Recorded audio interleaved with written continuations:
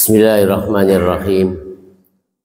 Assalamualaikum warahmatullahi wabarakatuh. Alhamdulillah alladzi allafa baina qulubina fasbahna bi ni'matihi ikhwana. Asyhadu an la ilaha illallah wahdahu la syarikalah wa asyhadu anna Muhammadan abduhu wa rasuluh la nabiyya ba'dah. Allahumma salli wa sallim wa barik ala nabiyil karim Muhammad wa ala alihi wa sahbihi wa man sara li nahjihi ila yaumiddin. Asbahna wa asbahal mulku lillah walhamdulillah la syarikalah la ilaha illa wa ilaihin nusyur. Amma ba'du. Qala Allah Ta'ala fi kitabihil karim, a'udzu billahi minasy syaithanir rajim. Kullu nafsin dha'iqatul maut fa innama tuwaffawna ujurakum yawmal qiyamah faman zuhziha 'anil nari wa udkhilal jannata faqad faz wa mal hayatud dunya illa mata'ul ghurur. Shadaqallahul azim. Jamaah salat subuh rahimakumullah. Bersyukur pada Allah, alhamdulillah kita masih diberikan nikmat panjang umur, sehat walafiat, diberikan nikmat iman wal Islam. Kita syukuri, kita guna untuk selalu beribadah pada Allah Subhanahu wa taala. Alhamdulillah pada kesempatan pagi ini kita masih bisa berkumpul di tempat yang mulia ini, insyaallah dalam rangka ta'atan lillah, melaksanakan perintah Allah Subhanahu wa taala dan mengharap ridhonya dan kita takut dari azabnya. Salawat ma'asalam semoga tercurah pada qudwah hasanah kita, Nabi besar kita Nabi Muhammad sallallahu alaihi wasallam, keluarga, sahabat dan semua pengikutnya termasuk kita sebagai umatnya. Insyaallah kita selalu berupaya istiqamah mengikuti tuntunan ajaran Rasulullah sallallahu alaihi wasallam ila akhiril hayat. Barahimakumullah. Kita selesai membicarakan kaitannya dengan hal-hal tentang gerakan-gerakan di dalam sholat yang memang di luar sholat, termasuk juga ucapan atau juga pikiran. Jadi di dalam sholat ada gerakan-gerakan di luar sholat, tapi untuk kesempurnaan sholat itu boleh. Di dalam sholat ada ucapan-ucapan, kalimat-kalimat yang memang bukan di dalam sholat, tapi untuk menyempurnakan sholat. Ada pikiran-pikiran yang ada di dalam diri kita dan itu di luar sholat. Jadi itu bisa terjadi dan bisa tidak terjadi. Ya, kalau gerakan di dalam sholat ya bisa terjadi kalau ada yang diperlukan untuk melangkah, untuk bergerak maju atau mundurkan itu. Kalau ucapan di dalam sholat bisa jadi terjadi kalau ada imam yang salah, dibetulkan melalui ucapan subhanallah, atau ketika imam baca ayatnya salah diluruskan dengan bacaan ayat.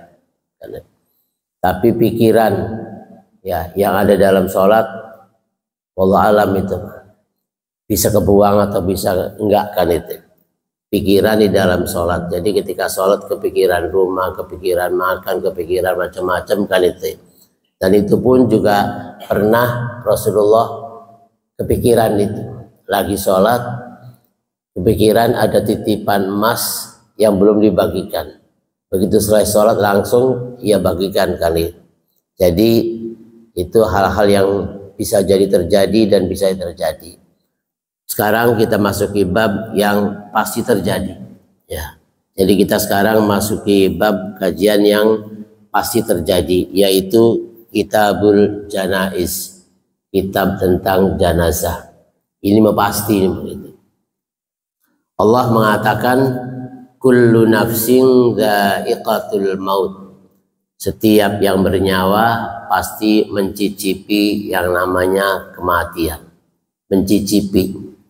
Yang namanya mencicipi itu nggak lama, gitu, nggak banyak gitu, ya icip gitu ya, itu nggak banyak gitu, dikit aja kan itu. Jadi setiap yang bernyawa dha'iqatul maut itu mencicipi kematian kan itu. Jadi mati itu sebentar, icip doang gitu ya. Dari kehidupan dunia kemudian datang ajal, ya meninggal itu sebentar, dan kemudian diproses dengan dimandikan, dikafani, disolatkan, dikubur, ya dikubur sudah hidup lagi. Jadi sebentar aja matinya kan itu. Jadi namanya dha'iqatul maut kan itu. Jamaah rahimakumullah, tentu yang namanya kematian itu adalah suatu yang pasti, tidak bisa diminta maju, tidak bisa diminta mundur, dan tidak boleh orang minta kepengen mati gitu ya. Ya. Ada juga kepengen hidup, tapi kepengen mati itu mungkin orang-orang yang sing apa pikir Pak Jali, sing pengen mati itu orang-orang kira-kira apa gitu, sudah pengen mati aja lah gitu kan. Jadi la tatamannaul mauta, tidak boleh mengharap-harapkan kematian kan itu. Jadi walaupun dalam kondisi mungkin ya tantangan hidup atau mungkin penyakit yang tak kunjung sembuh gitu, atau juga mungkin kita ngurus orang tua sudah begitu susah payah nggak mati-mati gitu ya, udah berharap kapan matinya, itu tidak boleh kan itu. Kalaupun ada apa harapan itu bentuknya semacam, ya Allah, jika hidup bagiku masih layak, hidupkanlah. Jika mati bagiku itu lebih layak, matikanlah. Tapi bukan minta mati, ngasih pilihan pada Allah kan itu. Ya kalau ngurus orang tua sudah berapa minggu, berapa bulan harus berbagai macam cara gitu ya, dimandikan, makan disuapin, segala macam gitu kan. Ya tinggal berdoa, seandainya hidup bagi orang tuaku layak, maka hidupkanlah dengan yang layak. Bisa mandi sendiri, makan sendiri, bisa berjalan gitu. Jika mati lebih layak untuk orang tuaku, matikanlah kan itu. Tapi itu ya doa yang sudah apa namanya hampir sudah menghabis kesabaran, udah premen gitu, urusan ikan itu ya. Jadi tidak perlu diminta, tidak perlu ditakuti. Jadi kalaupun kita takut, lari kemanapun ketemu. Gitu. Kalau di sini takut ada mati, lari kemana gitu, mati juga kan. Ngumpet di kamar, mati. Nyebur ke sumur, ngumpet, mati kan itu ya. Jadi di dalam surat Al-Jumu'ah kayaknya Pak Rojali dikatakan, Qul innal mautal ladzi tafirruna minhu fa innahu mulaqikum summa turadduna ila alimil ghaibi wasyahadah. Qul, katakan Muhammad pada umatmu, innal mautal ladzi tafirruna minhu fa innahu mulaqikum. Sesungguhnya kematian yang kamu takuti, lari takut mati kan itu, sebetulnya adalah fa innahu mulaqikum, pasti sunnya itu adalah akan menjumpaimu. Lari kemanapun ketemu kan itu. Jadi kalau kita menghadapi sesuatu takut mati, sebetulnya nggak dihadapin juga mati. Jadi, kalau kita ikut perang takut mati, ya nggak perang juga mati kan itu. Jadi sesuatu yang pasti kan itu. Maka sesuatu yang pasti ini, karena kita belum tahu kapannya, di mananya, bagaimananya, maka selalu dalam kondisi siap kan itu. Jadi dikatakan dalam sebuah nas itu dikatakan sahisamir. Jadi dalam kegiatan apapun selalu ingat yang namanya kematian. Aksiru min hadhimil ladzat, perbanyaklah ingat kematian. Kalau orang ingat mati itu, insya Allah banyak kebaikannya. Saya mau begini-begini, takut pas lagi begitu meninggal kan itu. Jadi kita nggak tahu kapan, gitu. Kita nggak tahu kapan, di mana, lagi bagaimana. kan itu susah kan itu. Kapannya ya wallahu alam, lusa, besok. Maka yang namanya kehidupan itu adalah sekarang, itu lagi hidup. Kalau besok atau ntar malam wallahu alam, kemarin sudah lewat, gak bisa diulang kan itu. Tapi yang jelas hidup itu adalah sekarang kan itu. Maka ketika kita ingat selalu akan kematian, maka selalu dalam kondisi baik-baik. Karena harapannya adalah Allahumma inna nas'aluka husnal khotimah. Kita berharap ketika datang ajal itu, datang kematian itu adalah dalam kondisi baik-baik, sehingga dikatakan husnul khotimah kan itu. Bisa jadi lagi tidur malam nggak bangun lagi kan itu. Bisa jadi lagi di perjalanan, naudzubillah min dzalik, kesenggol. Bisa jadi lagi di rumah sakit. Jadi kalaupun kita berharap saya pengen meninggalnya di rumah, dikerumuni keluarga semuanya, anak-anak, belum tentu kan itu. Saya berharap meninggalnya lagi sujud, lagi di masjid kan itu. Kenapa? Karena memang harapan kita adalah husnul khatimah kan. Karena mati ini adalah sekali, maka upayakan sekali ini dalam kondisi, dalam keadaan yang terbaik kan itu. Bagaimana? Ya upayakan kita sepanjang hayat, sepanjang saat selalu zikrullah, ingat Allah kan itu. Selalu kita dalam kebaikan, agar datang ajal, datang malaikat Israel pencabut nyawa itu kita lagi dalam kondisi baik-baik. Ya, maksudnya tidak sedang ada dalam kebaikan, lagi sholat, lagi tilawah, lagi kebaikan lah gitu. Sehingga orang yang berperang di jalan Allah, ya, maka ketika ia meninggal, terbunuh, maka dikatakan mati syahid kan itu. Jadi tidak ada lagi pahala kecuali surga. Bahkan tidak perlu dimandikan, dikafani, disolatkan, langsung dikuburkan. Kenapa? Sudah dijamin surga. Kenapa? Karena memang meninggalnya dalam keadaan sedang berjuang di jalan Allah kan itu. Nah, sehingga kita berupaya, kalau di kita belum ada kesempatan untuk mati syahid para jali, kecuali kita harus pergi ke Palestina gitu, ke Palestina gitu, atau sekarang juga yang lagi bergejolak di Sudan gitu ya. Maka kita nggak ada kesempatan gitu, kecuali kita selalu dalam kondisi baik-baik kan itu. Di mananya wallahu a'lam. Artinya dimanapun kita berada harus dalam kondisi baik kan itu. Bagaimananya wallahu a'lam. Ada yang kejebur, ada yang kebakar, ada yang ketabrak, macam-macam kan itu ya. Tetap sama kan itu ya. Jadi walaupun meninggal di rumah, dirubung-rubung dengan keluarga sama, di rumah sakit sama, di perjalanan sama, namanya meninggalkan itu. Sudah selesai segala urusan gitu ya. Selesai segala urusan. Jadi kalau kita masih punya angan-angan, masih punya ini belum dikerjakan, itu semuanya sudah selesai. Maka Allah mengingatkan di surat Al-Munafiqun para jali, wa anfiqu mimma razaqnakum min qabli ayyatiya ahadakumul maut gitu ya. Jadi berinfaklah, infakkanlah sebagian hartamu sebelum datang kematian. Jadi kalau kita punya angan-angan mau ini itu belum, Allah mengingatkan min qabli ayyatiya ahadakumul maut, sebelum datang kematian. Kalau begitu datang kematian, fayaqula rabbi laula akhartani ila ajalin qarib.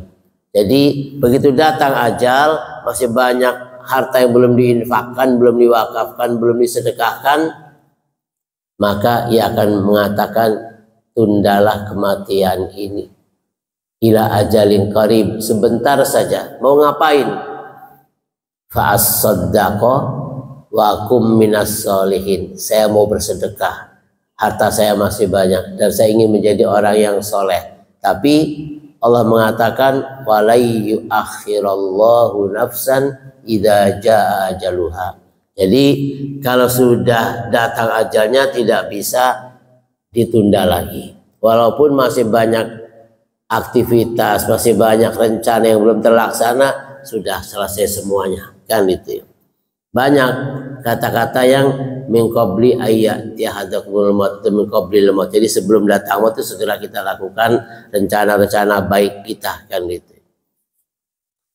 Tanda-tanda kematian itu adalah ya apa para jali, mata sudah nggak bisa melihat mulai, kan itu, atau mulai warnanya beda, kan itu. Hidung agak keangkat, itu. Hidungnya keangkat itu, jadi agak melangak, kan itu. Jadi ya kalau dokter langsung melihat, ya pegang tangannya, sudah diputuskan sudah meninggal, kan itu. Kalau kita yang bukan ahli kedokteran, ya ngelihatnya udah melangak ini hidungnya seakan gitu, atau matanya dia terbuka udah nggak ada, udah gini, kan itu, udah butek, kan itu sudah nggak ada, kan itu. Jadi walaupun dipegang tubuhnya masih anget gitu, masih anget, kan itu ya, masih anget, itu sudah nggak ada. Kalau dokter langsung dilihat, yo pegang sudah nggak ada, kan itu. Tapi masih anget, ya masih anget, mau baru, kan itu, baru ya masih anget, kan itu. Jadi itu adalah tanda-tanda kematian. Kalau sudah diyakini itu sudah meninggal, maka ketika sakratil maut matanya masih ngebelalak, masih melotot, gitu kan dia, maka ketika sudah dinyatakan meninggal, matanya ditutup, gitu ya. Tinggal diurus saja dari atas ke bawah biar matanya ketutup, kan itu. Jadi kalau sudah nggak ada nyawanya, maka nggak bisa balik lagi, mata tetap dalam kondisi melotot, kan itu.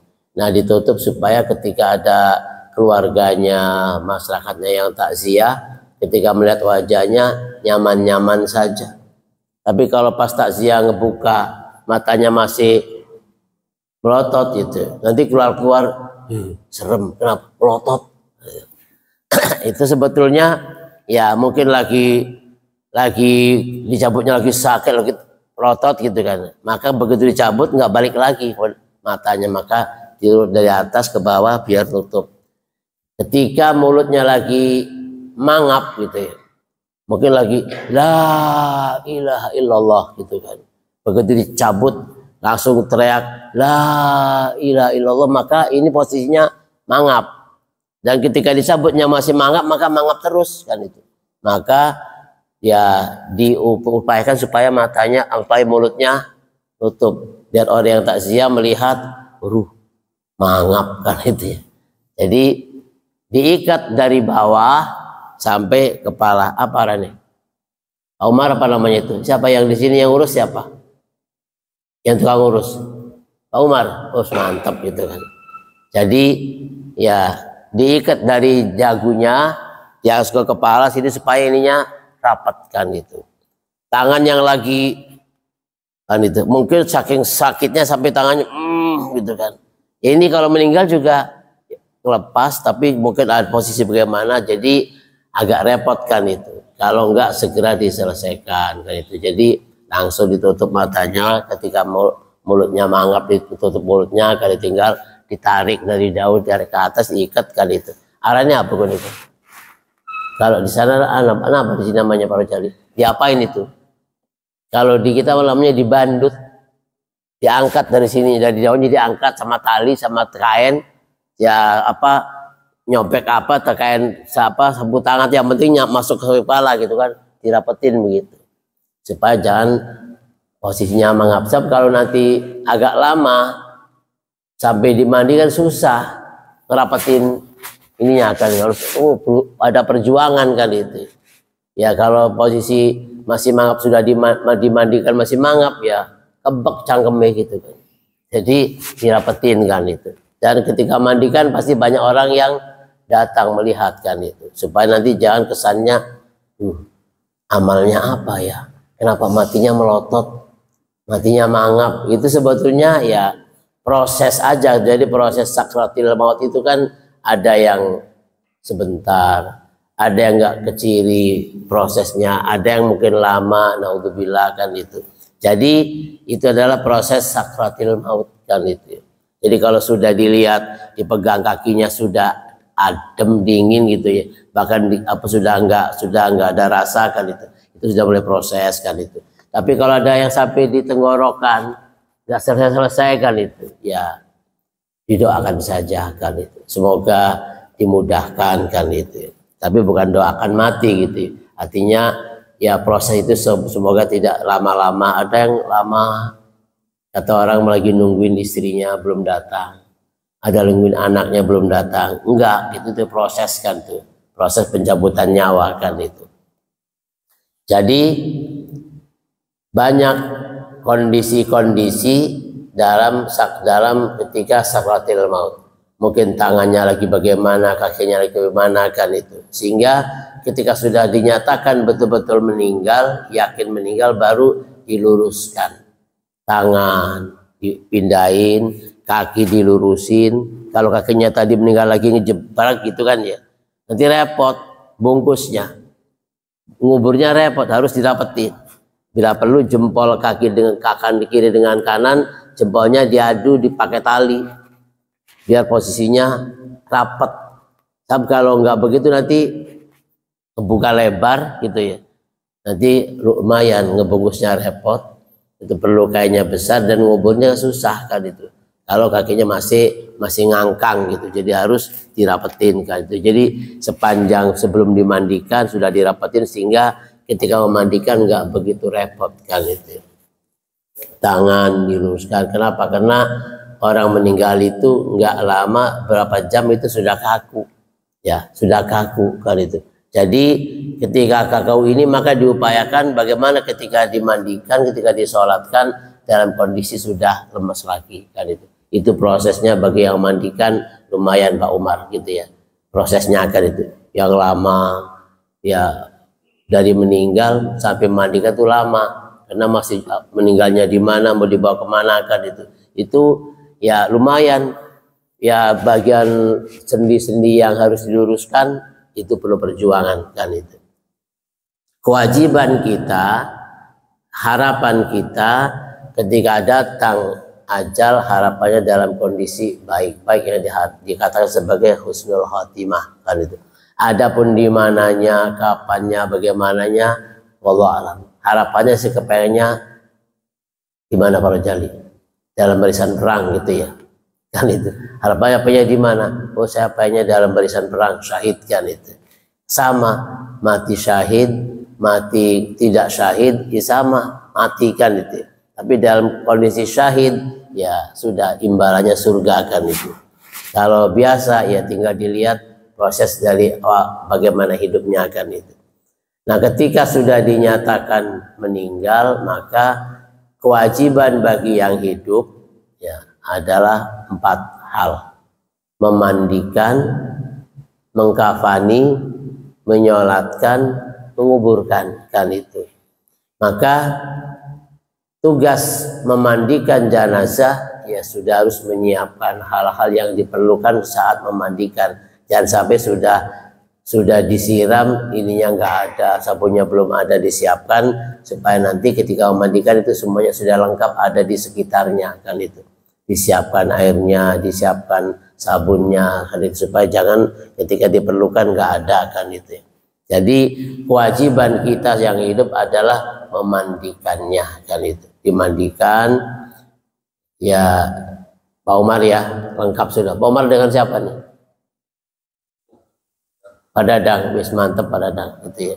Sudah nggak perlu model apapun. Pokoknya kalau sudah tugasnya Pak Dadang model apa atau mayatnya gitu ya. Kan ada yang utuh gitu ya. Ada yang sakitnya udah lama, sudah bismillah aja sudah tugasnya kan itu. Pak Selamat ya gitu. Jadi sudah tugasnya, kalau nggak ada yang begitu siapa lagi kan itu. Nggak ada yang berani kan itu. Jadi harus ada yang siap kan itu. Sebab semua juga akan meninggal kan itu. Jadi kalau kita nggak berani mandikan, mau siapa lagi kan itu. Jadi prosesnya ya biasa disiram dari kepala ke bawah, itu Pak Umar ya. disiram kan gitu. Posisi mayat dicelentangkan dan ditutup anggota tubuhnya. Jadi nyiramnya di atas kain kan itu, disiram pelan-pelan sambil ya tangannya digosok-gosokkan supaya bapak najis-najisnya ada apa-apa bersihkan itu. Berkali-kali disiram ya, kemudian untuk menghilangkan kotorannya supaya bersih maka didudukkan, diangkat setengah duduk. Apa Rani? Kalau setengah duduk apa namanya? Jadi kalau diangkat setengah duduk begini gitu kan ya, kemudian diurut dari atas ke bawah dalam posisi kakinya agak dibuka, itu kotorannya keluar. Nah di situ air harus lancar, jangan sampai kekurangan air Pak Umar ya. Kenapa? Karena kotorannya keluar. Jadi posisi duduk setengah duduk langsung duduk begini terus gitu kan. Bagian nyiram ada, bagian ngurut dadanya ada sampai perutnya, bagian bawahnya ada. Yang repot bagian bawah. Kalau airnya telat lumayan gitu kan ya. Kalau yang bagian begini mah Pak Indra aman-aman saja gitu kan ya. Apalagi ya bagian gayung doang mah. Bagian selang, ayo airnya ya enak gitu. Tapi yang bagian bawah terus gitu. Gimana bersih? Belum terus. Gimana belum terus gitu. Jadi kalau bersih belum, bersih belum gitu. Terus saja juruk krok terus kan itu baru ya sambil disiram terus, yang belakang terus sambil bersihin. Sudah selesai maka ambil kapas itu Pak Umar, Pak Dadang, ambil kapas dikocok-kocok sekuat-kuatnya supaya kencang, masukin gitu ya, masukin di lubang tuburnya supaya enggak keluar lagi kan itu ya. Namanya sudah meninggal mas, sudah nggak ada nyawanya mas, tetap nyemplong gitu, tetap jalan kan itu, masukin aman bersih kan itu, jadi nggak keluar lagi kan itu. Habis itu baru dibalik kanan balik kiri mandikan kan itu. Jadi supaya bersih, tanggung jawab berat adalah pemandi jenazah harus dalam kondisi bersih kan itu. Jadi najis-najis sudah hilang kan itu, beres dimandikan, persiapan kafan disiapkan sebelum memandikan ya. Jadi kafan itu disiapkan sebelum memandikan supaya nanti selesai dimandikan langsung dibawa dan kafan sudah siap digelar, tinggal diletakkan. Sudah ada celana, ada sarung ya Pak Umar ya, ada baju itu kan. Bajunya nggak perlu jahit itu kan, jahit sobek-sobekin aja gitu, bolongin tinggal pakai. Sarung juga nggak perlu sarung yang nyambung gitu, nggak ada yang berjahit, tinggal ditaruh di bawahnya. Begitu diletakkan mayatnya langsung tinggal ngelipat kanan kiri.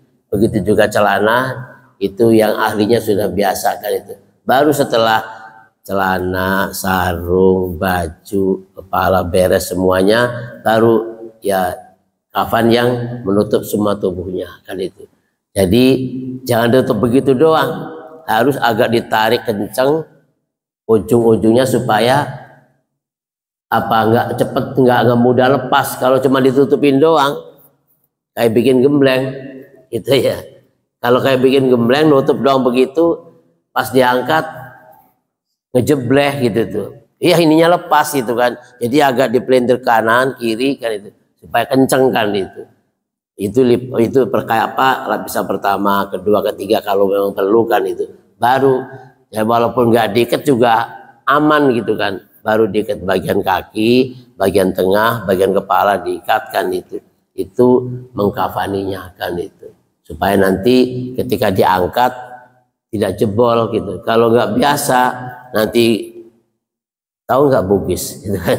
Bugis kan melocot gitu kan ya. Begitu dibungkus barang matang ada yang keluar kan, maka apa dalamnya keluar kan itu namanya nggak rapi. Kalau rapi mah ya dilipat akhirnya ya ketika matang pun juga nggak ada yang keluar kan. Tapi kalau nggak baik, nggak kurang bungkusannya, kurang kayaknya, maka ketika diangkat ya kebuka kan itu. Jadi nggak ada yang terbuka kan itu. Baru tugas berikutnya adalah mengsolatkan dengan 4 takbir. Takbir pertama baca Al-Fatihah sampai waladhdallin, takbir kedua Allah Akbar baca sholawat sampai fil alamina innaka hamidum majid, takbir ketiga baca doa, silakan perbanyak doanya untuk almarhum kan gitu ya.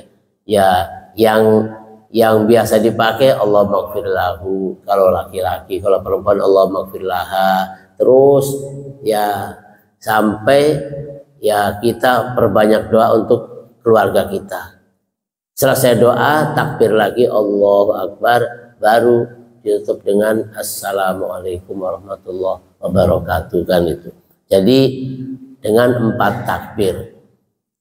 Maka kita harus biasakan ya, siapapun jenazahnya, senang atau enggak senang, kita mencari pahala. Kenapa? Mengsolatkan jenazah itu pahalanya berapa Pak Jali? 2 kilo tuh kalau sampai nganter ya. Mengsolatkan dan mengantarkan. Kalau mengsolatkan doang nggak ikut mengantarkan itu 1 kilo. Berapa kilo? 1 kilo itu adalah sebesar Jabal Uhud dulu, bukan sekarang. Sekarang udah tipis gunungnya gitu kan. Jadi Jabal Uhud kan itu pahalanya emas kan itu. Kemudian kalau kita habis nyolatin, mengantarkan ke kuburannya, kita akan mendapatkan 2 pahala sebesar 2 kirot 2 Jabal Uhud pahalanya kan itu. Jadi kita nggak melihat malas, kenapa orangnya sama saya suka marahan, suka usil, saya malas nyolatinnya. Nggak usah gitu, sholatin aja gitu kan.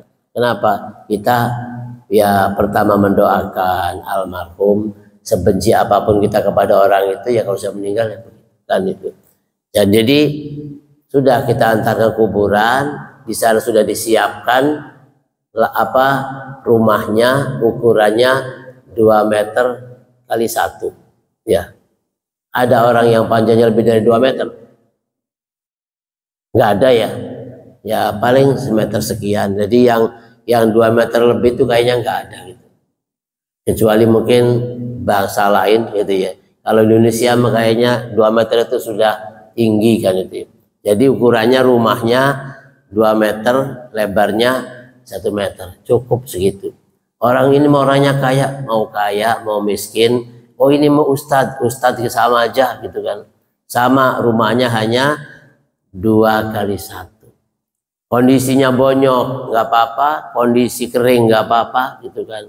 Oh ini kering, kenapa orang ini mau bonyok, kenapa ya? Nggak ada kaitannya dengan mayatnya.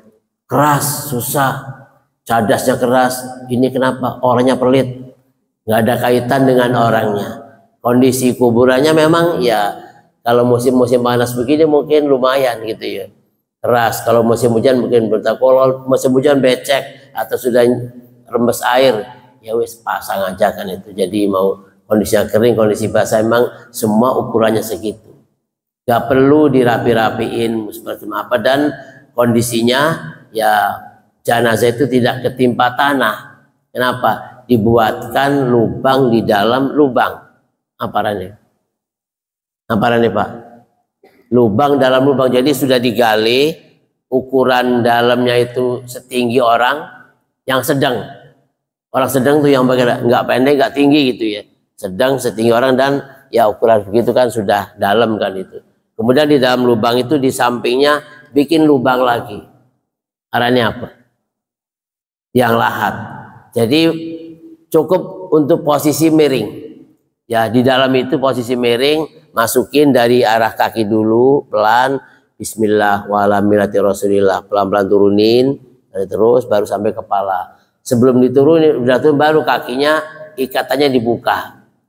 Ikatannya dibuka, kepala yang tadi jadi ikat sininya, ikatan kepala dibuka, wajahnya dibuka biar langsung menghadap Allah. Kan itu. Kenapa sih buka? Biar pipi ini langsung kena tanah. Kakinya dibuka kenapa? Biar kaki itu langsung menyentuh tanah kan itu. Jadi kalau sudah menyentuh tanah itu ya proses pembusukannya cepat. Tapi kalau masih dibungkus rapat, kepala masih diikat, kaki masih diikat ya prosesnya lama. Kenapa? Karena tanah ini baru nyentuh kain, belum nyentuh jasad. Kalau sudah hancur jasad baru ya mulai membusuk-membusukkan gitu. Jadi sebetulnya ya jasad itu yang membusukkan itu. Kalaupun kita gali juga setelah sebulan ya pasti sudah bonyok kan itu ya, sudah krepes-krepes kan. Tapi sebetulnya ya dalam kubur itu hidup kembali kan itu. Bahkan dikatakan setelah selesai penguburan itu kan itu ya, kata Rasulullah dalam hadis dikatakan salullah, mintalah, berdoalah kepada Allah untuk almarhum ini. Kenapa? Karena sekarang ini dia ditanya oleh malaikat kan itu. Jadi setelah selesai dikuburkan, jasadnya nggak kena tanah, di dalam lubang, dalam lahat, ditutup sama papan atau bambu. Apa? Ada yang bambu, ada yang kayu gitu ya. Supaya tanah itu ketika diturunkan, diuruk kembali, nggak menimpa jasad mayatnya kan itu. Selesai diratakan, tidak boleh di keramik, nggak boleh dicor gitu ya. Apalagi di kuburan umum sudah biasa-biasa aja. Mau kuburan siapapun ya sudah begitu aja kan itu. Nggak perlu di model-model kan itu. Dan sama posisi seperti itu kan itu. Baru setelah itu kita doakan semoga mendapat rahmat dari Allah kan itu. Dan kemudian ya sebelum berapa detik pun ya sudah dihidupkan kembali di alam kubur kan itu. Jadi dikatakan seandainya yang mengantar ke melangkah mundur mau pulang 3 langkah itu mayat sudah hidup di dalam kan gitu ya. Jadi sudah mengalami kehidupan di alam barzah. Jadi kehidupan di alam batin masih di rahim ibunya, kehidupan di alam dunia. Kalau di alam batin, di alam rahim ibunya mungkin terbatas 9 bulan ya. Di alam dunia masing-masing kontraknya. Di alam kubur tunggu sampai yaumil ba'ts, sampai yaumil qiyamah kan itu. Jadi hidup lagi di sana kan itu. Jadi ukuran hidupnya itu sekitar, kalau pengantar itu mundur itu sekitar 3 langkah. Walaupun ditungguin ya tetap dihidupkan, biar enggak didatangi malaikat mungkar dan nakir, kita tungguin aja. Akhirnya apa? Ada yang diajikan di kuburannya ya, seminggu di kuburnya ditongkrongin sama keluarga, sampai harus nyewa orang suruh di kuburan ngaji berapa, seminggu 40 hari. Kenapa? Biar jangan ditinggal-tinggal dulu. Nanti kalau ditinggal malaikatnya datang lah, ditungguin seminggu 40 hari juga tetap datang. Jadi ukuran lamanya itu begitu ditaruh tuh ukuran sekitar yang mengantarkan mundur 3 langkah sudah dihidupkan kembali, ditungguin sama aja kan itu. Jadi ada yang diajikan di kuburan seminggu 40 hari, sebetulnya mah ya mubadir harta gitu. Karena yang ngaji di kuburan itu perlu kopi, perlu indomie, perlu makan, banyak yang dibutuhkan. Bahkan ya biasanya itu pakai target para jali. Wali biro itu perlu kan itu. Berapa orang? Ya harus 12 orang. Jadi yang dapat jam 1 berarti jam 1 siang, jam 1 malam. Yang dapat jam 2 begitu. Satu orang tuh ya 1 jam 1 jam kan itu. Nanti dalam waktu seminggu 7 hari tinggal ngitung kan itu. Berapa seminggu ini kan itu. Jadi perlu banyak biaya kan itu. Sudah kewajiban kita umat Islam ketika ada keluarga yang meninggal, 4 saja yang diwajibkan: memandikan, mengkafani, mengsolatkan, menguburkan, selesai.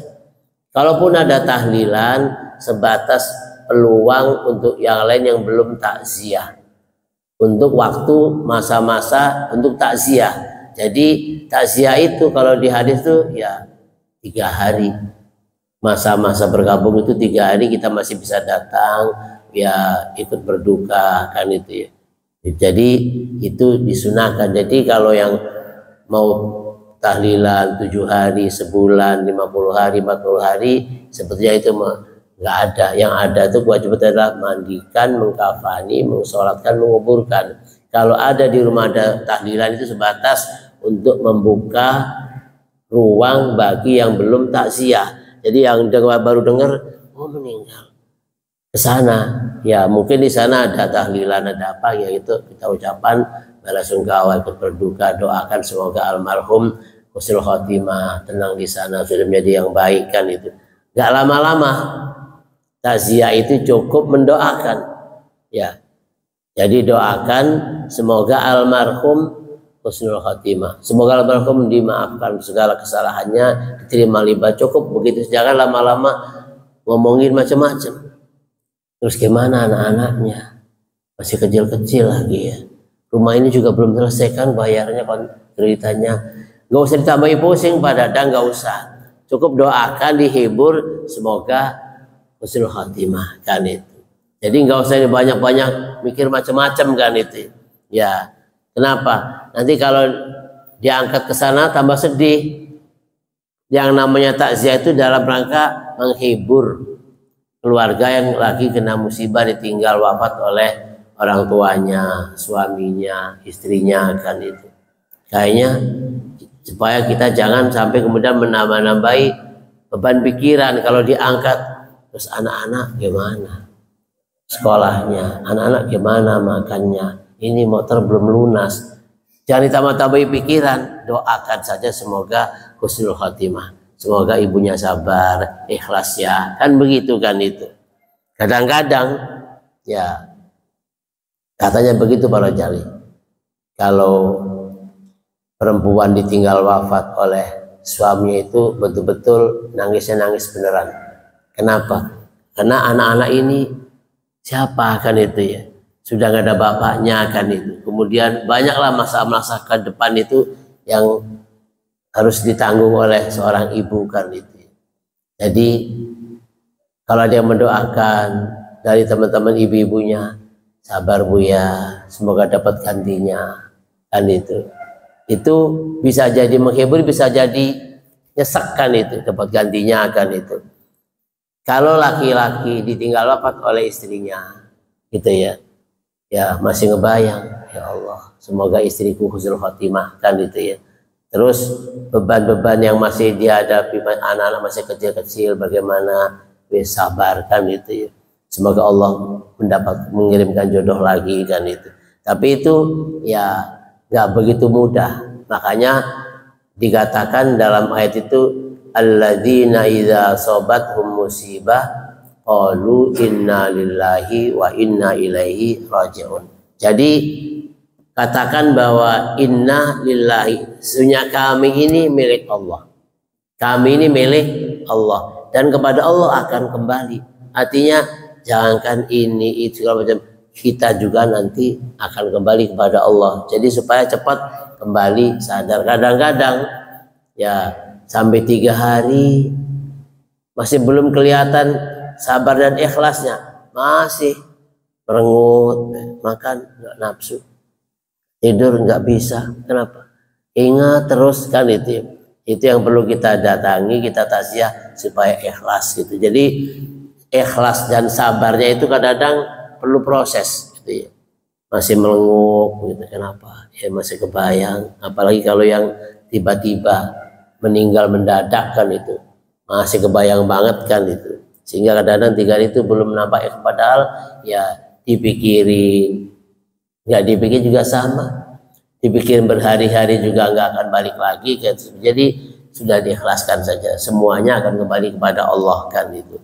Jadi yang lain-lain urusan tahlilan sebulan, 40 hari, 50 hari, ya sebetulnya itu dalam rangka mendoakan. Kalau bisa mendoakannya bukan nunggu 7 hari, 40 hari, 50 hari, setiap waktu doakan gitu tuh. Tapi kalau dibikin acara-acara mengingat 40 hari wafatnya kan itu, jadi nggak perlu diingat-ingat, yang penting setiap waktu kita doakan gitu. Kalau mau dikumpulin 40 hari, lebih hajat para jali. Ya, 40 hari itu lebih hajat itu. Harus ini segala macam siapin itu. Jadi kita yang datang takziah itu bukan harus santai-santai, ketawa-ketawa, ngopi-ngopi di tempat gitu. Kenapa? Kita mikir bahwa yang meninggal ini tulang punggungnya, orang suaminya. meninggalkan anak-anak yatim. Maka kita datang itu memang bukan harus makan minum ngopi-ngopi di sana. Datang itu kita bantu mereka, terutama doa, kemudian ucapan semoga ikhlas, semoga sabar, husnul khotimah. Jadi takziah, jadi bukan nambah-nambahin pikiran kan itu. Kalau harus begini, itu suamimu sholatnya berapa kali nggak sholat, berapa minggu, berapa bulan, harus dibayar begini, tambah pusing kan itu. Jadi mikirin proses biaya jenazahnya perlu biaya, begitu dipikir lagi harus ngurusi sholatnya, maka itu namanya nambah-nambah beban kan itu. Urusan sholat urusan Allah kan itu. Belum dibaca hadisnya Pak Mol gitu. Kitabul Janazah, bab fil janaiz. Jadi bahasa Arabnya janazah dijamak dengan jamaknya janaiz. Jadi mufradnya satunya adalah janazah, kalau banyak janaiz. Jadi bukan babul mayiti, bukan bab janaiz atau janazah kan itu. Kalau orang-orang apa di kampung namanya bukan janazah, jenab gitu ya. Jadi kalau kita memanggilnya almarhum, zaman almarhum anu mah enak bahasa zaman almarhum. Tapi kalau orang-orang dulu ya, yang orang-orang yang punya wibawa seperti para wali, para sahabat itu kan, jadi kita sebenarnya radhiyallahu anhu. Itu kalau orang-orang ya alim ulama rahimahullah. Kalau kita manggilnya apa? Ya, ketika manggil almarhum itu kan itu. Jadi kalau kan radhiyallahu anhu. Kalau para sahabat itu ya, kalau para nabi alaihi salam, kalau para kiai mungkin Allahumma arhamhu atau rahimahullah ya. Jadi pengarang kitab ini rahimahullah. Kalau kita ada jasa seseorang di tempat ini, di masjid ini, kemudian meninggal, zamannya almarhum apa namanya? Almarhum ya, zamannya almarhum gitu ya. Almarhum itu doa yang dirahmati. Kalau yang enak rahimahullah, semoga Allah merahmatinya. Kalau kita bahasanya almarhum itu artinya yang dirahmati Allah. Oh lagi zaman almarhum anumah kan itu ya.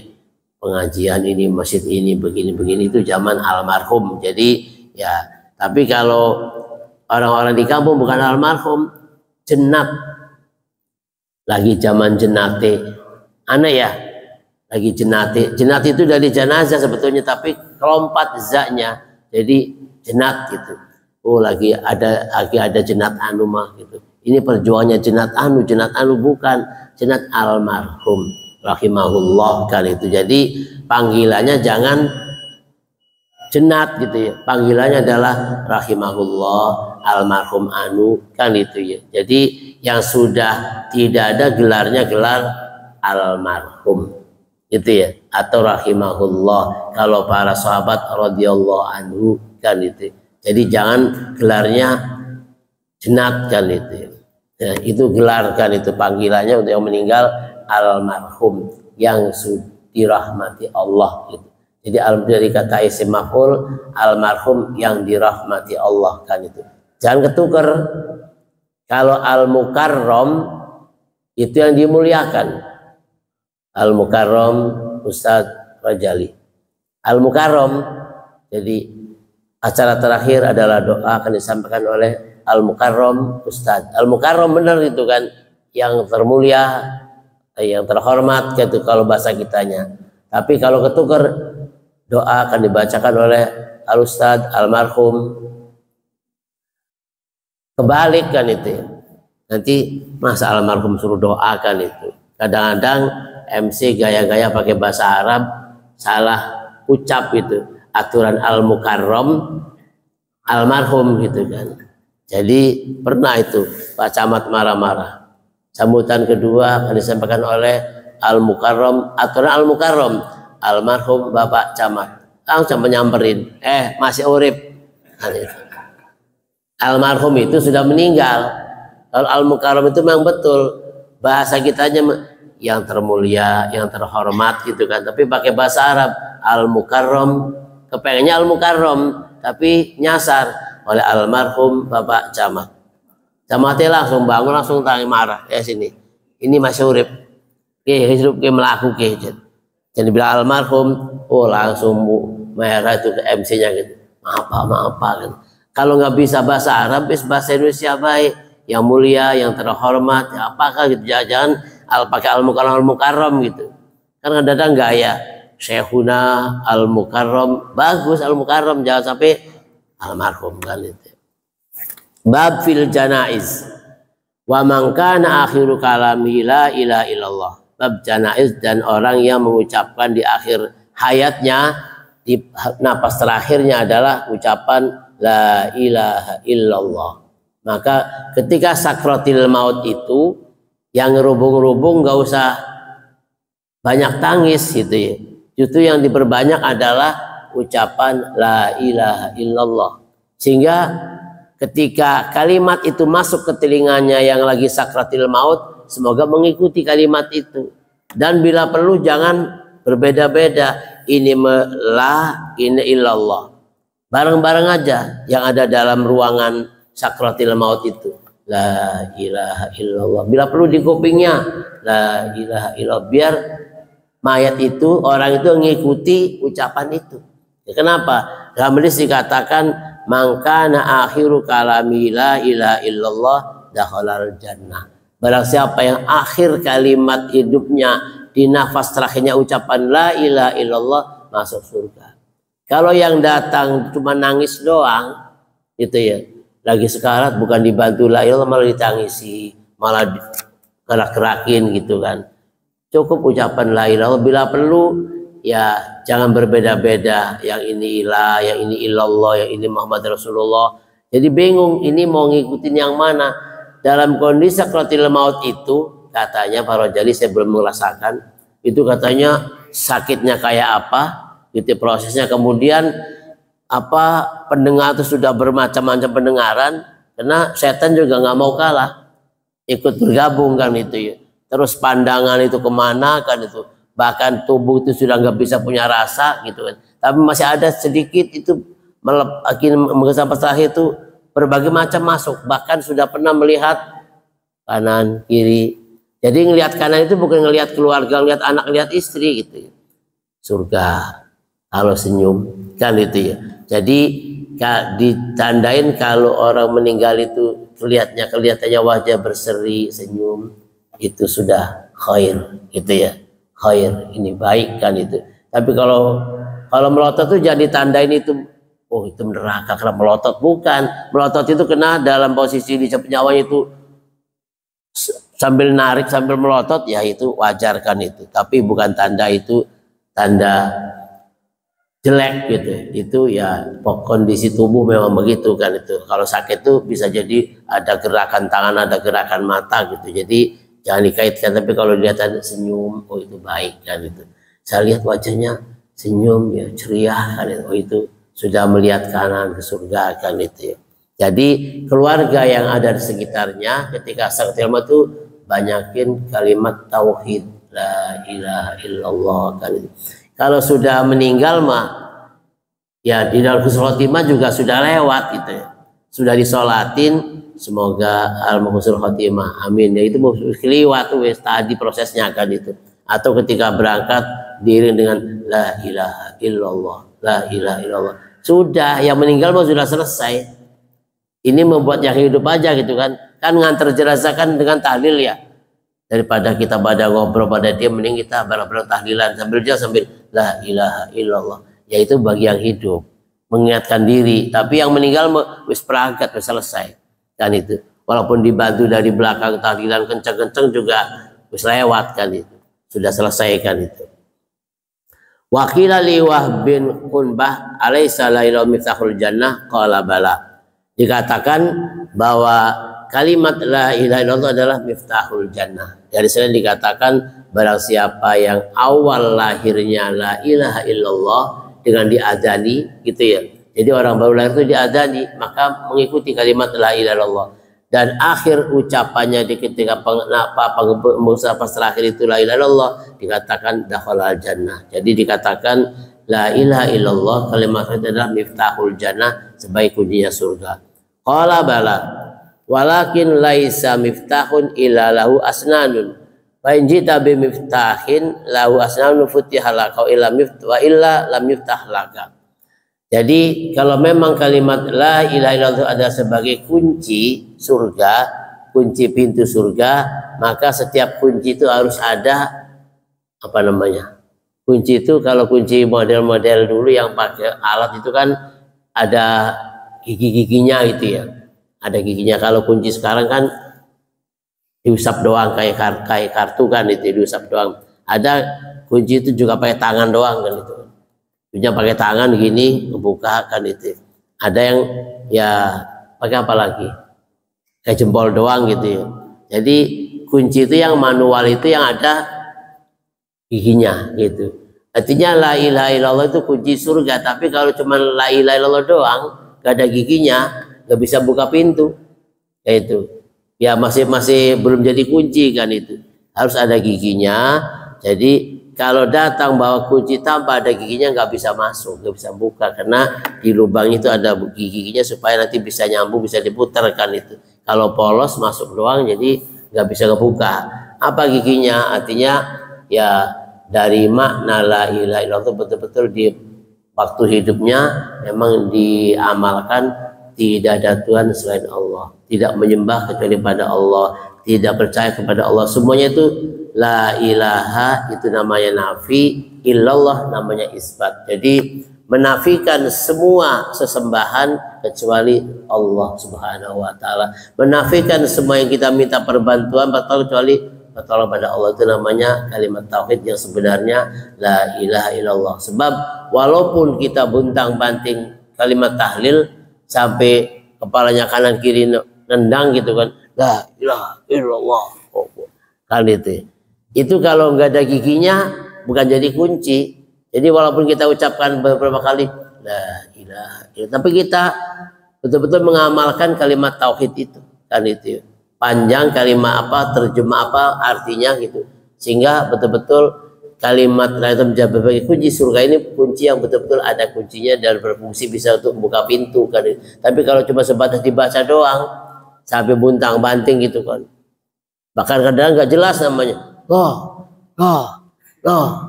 apa gitu. Jadi maksudnya berdasarkan la ilaha illallah, tapi karena sudah hilang la ilaha illallah ketinggalan ini orang lagi ngapain kan itu. Jadi harus betul-betul tidak hanya di lisan tapi juga harus sampai dalam hati kita dan dalam amal perbuatan kita, betul-betul menerjemahkan kalimat la ilaha illallah, baru dikatakan sebagai miftahul jannah, kuncinya surga. Orang yang biasa mengucapkan la ilaha illallah belum tentu di akhir hayatnya la ilaha illallah. Yang setiap sholat maghrib, isya, subuh buntang-banting la ilaha illallah belum tentu di akhir hayatnya la ilaha illallah. Orang yang biasa rajin ibadah walaupun tidak dengar kalimat la ilaha illallah tapi betul-betul ikhlas menerjemahkan, mengamalkan kalimat la ilaha illallah, bisa jadi di akhir hayatnya la ilaha illallah kan itu. Mudah-mudahan ya, karena ini suatu yang pasti, kita nanti ketika sudah datang ajalnya sampai kepada kematian, kita di akhir hayat itu dengan ucapan la ilaha illallah sampai ke hatinya kan itu. Upayakan, harapan kita semoga meninggal dalam kondisi sadar tahu kan itu ya. Kan banyak orang yang lagi tidak sadar, jatuh, pingsan atau bagaimana kan itu kan meninggal dalam kondisi sudah nggak sadar. Kenapa? Orang yang sudah ketabrak, sudah seharian nggak sadar itu ya. Jadi ketika mau meninggal itu sudah nggak ketemu kan itu. Jadi kalau kita sadar ketika proses meninggal itu, kita bisa mengucapkan kalimat la ilaha illallah. Harapan kita, karena memang ini suatu yang kepastian, maka kita harapannya semoga dalam kondisi husnul khotimah, dalam kondisi sedang beribadah, sedang dalam baik-baik, bukan lagi marahan, bukan lagi dosa, bukan lagi berbuat maksiat, tapi betul-betul sedang dalam posisi baik dan ibadah pada Allah. Makanya upayakan ketika habis sholat isya itu, kita sholat sunnah ba'diyah isya, sholat witir, masih dalam kondisi wudhu, kita tidur. Ya, akhir hayat kita adalah sholat witir. akhir hayat kita adalah masih punya wudhu. Kalau kita nanti nggak bangun lagi, berarti akhir proses hidupnya adalah sholat isya, sunnah isya, dan witir. Itu terakhirnya. Walaupun ada tidur, ya itu ya bukan satu perbuatan yang ini kan yang tercatatkan itu. Jadi kalau itu dalam rangka agar kita di malam itu kita nggak bangun lagi, maka kita dalam kondisi sudah terakhirnya melakukan kebaikan-kebaikan. Wallahu a'lam bishawab. Ya, kenapa? Kalau di kuburnya nggak usah. Yang wangi itu supaya orangnya ya wangi, jasadnya. Jadi diliapin sabun. Kenapa? Untuk menghilangkan najis. Kalau air doang nggak ngelepas itu kan, biasanya yang sabun itu bisa ngangkat kotoran, ngangkat najis kan itu. Kemudian wangi gitu ya. Kemudian kenapa pakai daun bidara? Daun bidara ini untuk melemaskan sendi-sendi yang keras. Jadi kalau tangan ini habis sedekap begini berjam-jam, ketika mau diluruskan ini susah. Di sini ini nggak gampang langsung ditarik gitu. Kalau dipaksa juga nggak bisa, harus pelan-pelan sambil ditarik pelan-pelan. Kalau orang yang ketika berbaring kakinya ngangkat begini ngongkong, itu ngeluruskannya nggak mudah gitu. Ngeluruskannya harus pelan-pelan, ditarik, diurut sama daun bidara, terus sabar gitu kan. Memang agak lama. Kenapa? Supaya nanti lurus kaki ini. Kalau masih nyangkrung begini, ngebungkusnya susah. Kan itu. Masukin liang lahatnya susah. Harus lubangnya pas dengkulnya itu masuk, repot kan itu. Jadi diluruskan. Nah, itu prosesnya pakai daun bidara, lemas kan itu. Jadi disiapkan dulu apa, kalau bahasa Jawa apa, umbu rampenya. Ya disiapin, ini kapur barus, ini sabun, ini daun bidara, ini air bersih kan, terus kan itu wangi-wangian. Jadi habis dibungkus itu apa itu langsung semprot pakai wangi-wangian kan itu. Kalau kembang yang di atas kain kafan, di atasnya keranda mah ya buat yang nganter aja wangi mayatnya kan itu. Jadi mungkin ada mayat itu yang memang bau gitu ya, karena memang sudah lama atau bagaimana gitu. Maka jangan sampai pengantar, pengunjung sampai kemudian gitu ya, oh bau, memang apa hidupnya di dunia ngurus apa kan, itu nggak usah dikait-kaitan. Memang jasad manusia tuh ya wajar bau kan itu ya, tapi jangan sampai kita jalan di belakang mayat di depan, kita di belakang, sampai kemudian ngobrol, bau ya, nggak usah kan itu ya. Jadi udah kan itu. Kenapa guys kembang di atas kerandanya? Ya supaya baunya ke belakang ini harum, aromanya enak kan itu. Tapi sebetulnya ya nggak ada, sudah rapi di dalam itu. Jadi kembangnya itu sebetulnya enggak. Dari mana kembang itu judulnya? Rasulullah SAW pernah lewat kuburan itu, Rasul dengar bahwa kuburan ini lagi diazab oleh malaikat, lagi diazab gitu ya. Rasul dengar, lagi diazab. Rasul berhenti, ngambil pelepah kurma, taruh di atas kuburan itu kan itu.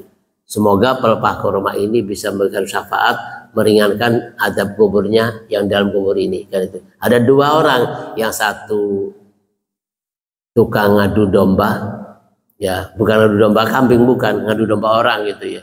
Yang satu ketika kencing nggak bersih itu kan ya, jadi urusan kencing nggak bersih, maka diadab dalam kuburnya kan itu. Nah ditaruhilah Rasulullah pelepah kurma, masih basah. Sampai sekarang orang meninggal itu kuburnya dikasih kembang, dikasih daun kelapa yang masih basah gitu kan. Kenapa? Ya ngikuti Rasulullah begitu. Tapi kalau dulu yang sana yang meletakkan Rasulullah. Nah kita juga nggak apa-apa, doakan semoga ya almarhum ini dibebaskan di adab kuburnya kan itu. Maka termasuk kembang yang di atas kubur juga itu tentunya ya tentu yang masih basah, masih itu bukan kembang plastik ya, kembang betul-betul kembang dari itu yang lama-lama akan menjadi layu, kata bukan plastik kan itu pamul kan itu. Jadi pemandi jenazah itu ada perlu perjuangan dalam maka meluruskan sendi-sendi yang masih kaku gitu kan. Ini tadinya begini, begitu mau dimakan ini keras, tarik sini lepas supaya lentur biasa kayak orang hidup kan itu, termasuk kaki juga, semua sendi yang kaku digerakin. Bila perlu terus ini tangan bisa begini, bisa ditekuk, bisa dibuka, bisa. Kan ada yang begini aja. Jadi bisa digituin, bisa kan itu. Sebentar nanti udah dibungkus kaku lagi, memang ya sudah nggak ada nyawanya, memang begitu kaku kan itu. Kita ngelihat aja kalau ada kucing mati itu, ya kenceng begini kakinya. Susah kita mau ini juga tetap kenceng kan itu. Nah kalau orang mau dirapiin pakai daun bidara, pakai apa supaya ini kan itu lemes kan itu. Jadi ya daun bidara juga perlu ditanam para jali, dibutuhkan itu, bukan buat yang meninggal saja gitu, tapi mungkin yang hidup juga, yang kaku bisa jadi ya dioles-oleskan itu. Wallahu a'lam bishawab. Cukup ya. Kita akhiri dengan hamdalah. Alhamdulillahirabbil alamin. Subhanakallahumma bihamdika asyhadu an la ilaha illa anta astaghfiruka wa atubu ilaik. Wassalamualaikum warahmatullahi wabarakatuh.